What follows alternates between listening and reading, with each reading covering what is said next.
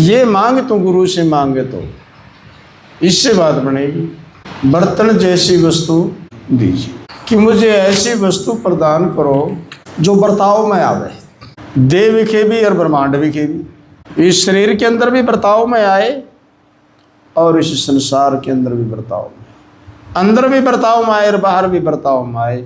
मुझे ऐसी वस्तु प्रदान करो। लेकिन उस वस्तु को देते हैं संत, और संत नाम उसी का है जो वो वस्तु प्रदान करे।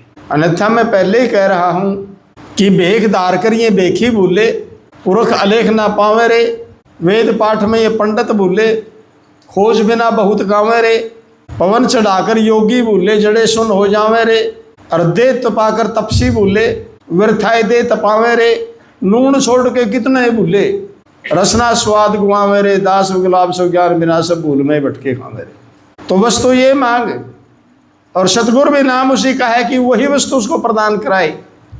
लेकिन उस वस्तु की प्राप्ति के लिए काबिलियत की जरूरत है। वाणी प्रमाणित करती है उस वस्तु को प्राप्त करने के लिए निशाने दे रहे हैं महापुरुष कि ये उन लोगों के काबिल नहीं है, उन लोगों के काम की नहीं है।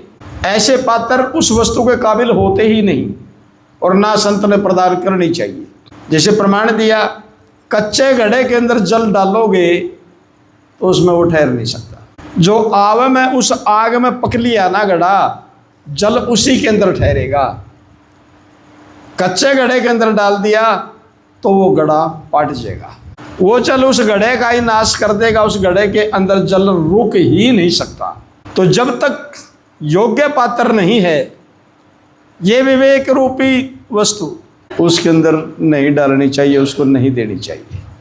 और ना कागज पे पारा, एक बूंद कागज के ऊपर आप पारा की नहीं ठहरा सकते, रुक ही नहीं सकती। जैसे कच्चे घड़े के अंदर जल नहीं ठहर सकता, जैसे कागज के ऊपर पारा नहीं रुक सकता, इसी प्रकार से जो इस ज्ञान के काबिल ही नहीं है, उसमें वो पात्रता ही नहीं है, उसके अंदर इस वस्तु को डालने का प्रयास कदापि नहीं करना चाहिए। पहले पात्र तैयार होना चाहिए उस वस्तु के, तभी वो डाली जा सकती है, और ठहरे भी तभी की, नहीं तो ठहर नहीं सकती। अब बुगले का आगे तुम्हें मोती डालोगे तो उसके किस काम के हैं, क्योंकि मोती तो हंसों का चारा है। इसी प्रकार जो बुगला वर्ण है, या किसी और की बात नहीं, मेरे जैसे मार मंडासे जो वैसे ही संत बने फिरते हैं, उनके ये विवेक रूपी मोती किस काम के हैं। ये तो हंसवृत्ति के लोगों का चारा है, जो हंसवृत्ति के महापुरुष हैं, जो हंसवृत्ति के जिज्ञासु हैं, जिनको तलब है सत्य और असत्य को निर्णय करने की। ये उपदेश केवल उन हंसों का है, ये बुगलों का चारा नहीं है, और बुगलों का आगे डालने की भी आवश्यकता नहीं होती, क्योंकि उनके किसी काम का ही नहीं। बुगला मोती का क्या करे, मोती तो हंसों का चारा, ये तो हंसों के लिए है मोती, इतने अनमोल मोती। और बुगलों का अगर डालते फिरोगे तो उन बुगलों की तो वृत्ति है, लेकिन बेइज्जती तुम्हारा मोती की है, उन मोतियों की तौहीन है। इसी प्रकार से महापुरुषों का वो उपदेश, अरे बुगला वृत्ति के लोगों को आगे आप परोसोगे तो उन महापुरुषों की भी बेइज्जती है और तौहीन उस उपदेश की है, जिसकी श्योरिटी देते हैं महापुरुष कि अगर तसल्ली से सुन भी लिया जाए, करना तो दूर की बात है, तसल्ली से डॉक्टर साहब उसको यदि सुन लेना नीति लगा करके, तो भी ये जीव जन्म मरण के बंधन से पार हो जाता है। और ग्रहण तो कर ले तो फिर बात ही क्या है। तो मोती तो हंसों का चारा है, ये हंसों आगे परोसने की चीज है, ठीक है। लेकिन हम करते क्या है, पहली क्लास के बच्चे का आगे एमए का शास्त्र खोल के बैठ जाते हैं। बताओ उसने क्या समझ है बेचारा उस चीज की। तो इसलिए प्रमाण भी दिया, रे हर हीरे की गाठड़ी मत सस्ते में खोल, आएगा कोई जोहरी बच्चा इसको ले जाएगा महंगे मोल। कोई जोहरी का लाल, कोई जोहरी का जामिया हुआ आएगा और इसको कीमत चुका करके महंगे बोल ले जाएगा, जिसको तू फ्री में लुटाता फिर जाए। ये फ्री में लुटाने के नहीं है, बल्कि अगर मैं तो इस हक में हूँ, गलती तो हो रही है, हमारे से भी हो रही है और भी संतों से हुई है। क्योंकि कई बार होता है डॉक्टर साहब चकमा खा जाते हैं। अगर उपदेश की बात चल रही है और अपात्र वहाँ पर आ बैठा तो संत का धर्म बढ़ता, उपदेश को बंद कर दे, उपदेश को रोक देना चाहिए।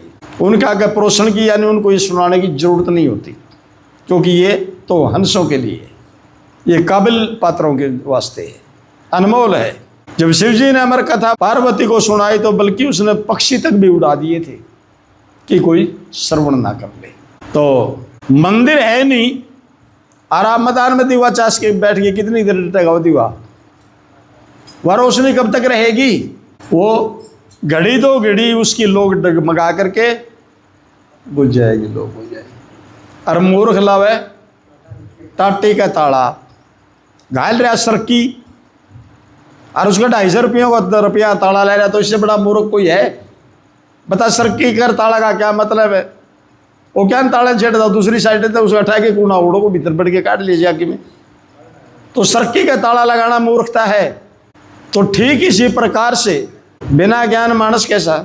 ज्ञान के बगैर ये मानव जीवन अकार्थ है, बेकार है, किसी भी काम नहीं है। ज्ञान तो है, इसको परमार्थ का ज्ञान नहीं है, स्वार्थ का ज्ञान है, पेट भरने का ज्ञान है, काम धंधा करने का ज्ञान है, और सारा ज्ञान है इसने, लेकिन परमार्थ का ज्ञान नहीं है। यही कमी है, केवल और केवल परमार्थ के ज्ञान की कमी है, और परमार्थ के ज्ञान के बगैर इसका कल्याण हो नहीं सकता। तो इसलिए बंधुओं, जिसके भी पास उपदेश है, जिसने कर लिया है महापुरुषों से, मैं निवेदन करता हूं उनसे कि इस उपदेश को पत्र देख करके डालिए। एक जमाए मोटी सी मिसाल है कि हम लड़की की शादी करते हैं तो उसके लिए योग्य वर तलाश करते हैं, बेटी के लिए रिश्ता देखते हैं, पता नहीं कहाँ कहाँ धक्के खाता है माँ बाप, और बेटी भी कहती है कि मेरा हाथ किसी काबिल को सौंपिए, ऐसे पुरुष के हाथ में मेरा हाथ ना पकड़ा दिए कि मेरा जीवन नरक बना दे। तो सतगुरु की प्यारी साध संगत जी, ये उपदेश भी महापुरुषों की बेटी है, ये ब्रह्म ज्ञान संतों की बेटी है, और ये काबिल को ही दी जा सकती है। वो ये भी पुकार पुकार के ये ज्ञान भी कहता है कि मेरे को अनकाबिल को मत दे, मेरे को सौंपिए तो किसी काबिल को सौंपिए, जो मेरे को संभाल सके, जो मेरी वैल्यू को समझ सके, जो मेरी रक्षा कर सके। तो बड़ी उत्तम वाणी है महापुरुषों की, बड़े अच्छे इशारे हैं। तो यहाँ पर पात्र की जरूरत है, तो सबसे पहले हमने अपने आप को उसके काबिल कराना पड़ेगा, और फिर वो उपदेश है जो शर्त रख रहा है जिज्ञासु कि मुझे बर्तन जोगी वस्तु है जिसमें हो न टोकारा, जिसमें टोकने वाला ही ना हो कोई, जो 100% सत्य हो, अंदर भी हो और बाहर भी पूर्ण हो, अंदर भी दिखाए उसको संत और बाहर भी उसको सिद्ध करेगी। तो चाहे शरीर में देख ले, चाहे ब्रह्मांड में देख ले, जिसको ऊपर को उंगली उठाने वाला ना हो, ऐसा शुद्ध वो उपदेश मेरे को दो। तो ऐसा इस वाणी का भाव था। तो जब तक हम उपदेश की वैल्यू को नहीं समझेंगे, तब तक हम इसको ग्रहण भी नहीं कर सकते। ये कोई कहानी नहीं है, अगर लिख लिख के या कहानी याद करनी है, नहीं, इसको व्यवहार में लाना है, इसको बर्ताव में लाना है, तब बात बनेगी। और बर्ताव में वो ले आएगा जो काबिल है। ठीक है, तो ऐसा साहिब का कबीर का चेतावनी है जीव को।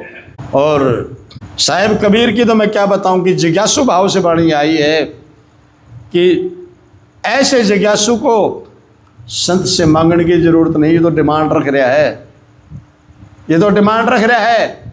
लेकिन जो वो डिमांड रख रहा है, आगे जो प्रमाण दे रहा है, ऐसे अधिकारी को मांगने की जरूरत नहीं है। संत उसको एक ही बार में उछाल करके परख लेगा और डाल देगा उसके अंदर। ये सच्चाई है। बोल श्री सद्गुरुदेव महाराज की जय।